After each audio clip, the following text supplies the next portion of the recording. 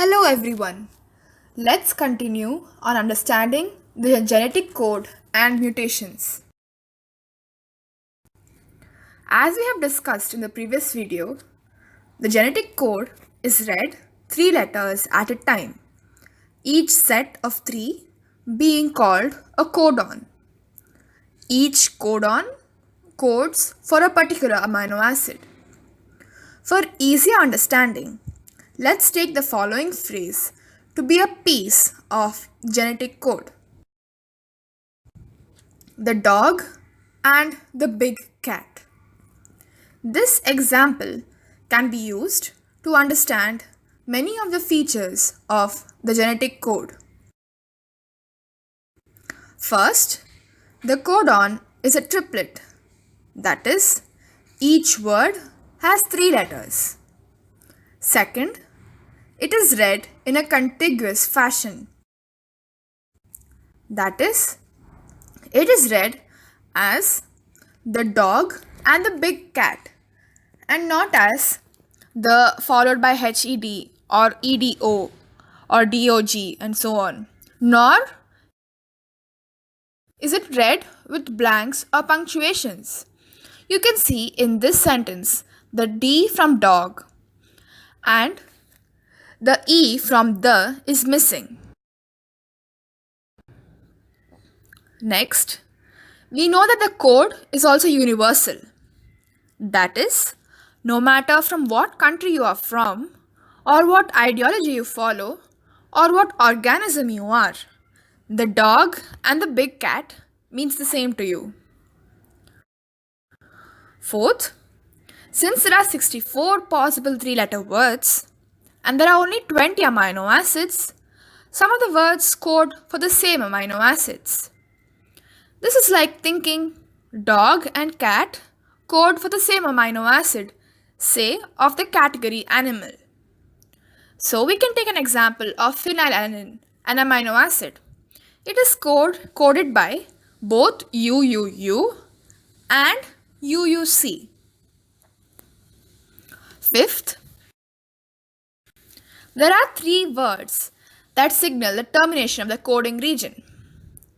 As the English sentence ends with an end, END.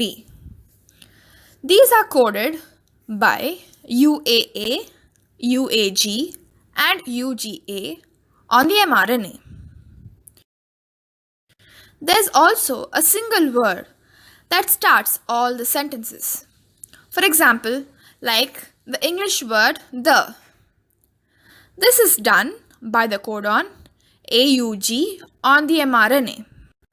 The genetic code of an organism is not immune to the forces of nature though, neither to those of humans. But we'll see that later. There can be large changes in the code, eliminating one or more genes and the corresponding functions. If those genes are essential, then death ensues. There can be smaller changes too, where either the gene functions become more effective, worse, or totally useless. These changes are called mutations. These mutations can be of many kinds. There can be a substitution of a single letter leading to change from the dog and the big cat to the dog and the big rat or the dog and the big bat. Here you can see that the C is replaced by R and B in the following example. So these kind of changes are called point mutations. Only a single letter, that is a nitrogenous base, is changed. This can have vastly different consequences though. One change could be harmless and another fatal, and most can also fall somewhere in between. A classic example of point mutation is a change of a single base pair in the gene for beta globin that results the change of amino acid residue glutamate to valine. It results into a diseased condition called sickle cell anemia, in which there is an abnormality in the oxygen carrying capacity of the protein hemoglobin found in red blood cells. The red blood cells become rigid and sickle like shape, which can slow or block blood flow and oxygen to parts of the body. There can also be insertions or deletions. In the first three examples, we can see that there have been insertions. The next three shows us deletions. As you can see, insertion or deletion of one or two letters in the code can alter the way the code is read, hence changing everything that follows. These are called frameshift mutations.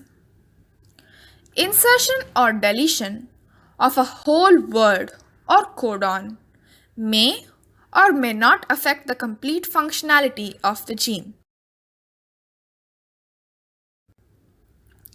When small mutations occur, they are often corrected by the nucleus's repair machinery. But when there are too many mutations, the cell, unable to manage, loses control. This can lead to cell death or cancer. As has been stated many times, this can happen when a cell is exposed to mutagens like powerful radiation, like that from a nuclear power plant accident or from harmful chemicals in smoke. Sometimes, though, small mutations lead to such a change in function that the organisms with the change are better at surviving in the world.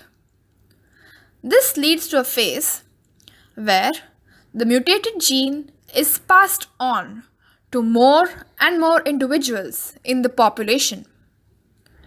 This is how evolution happens, and that is a topic for another time. In the next few videos, we will delve deeper into genetic engineering and discuss how genes are being made into building blocks and being used to make designer organisms. Until then, goodbye.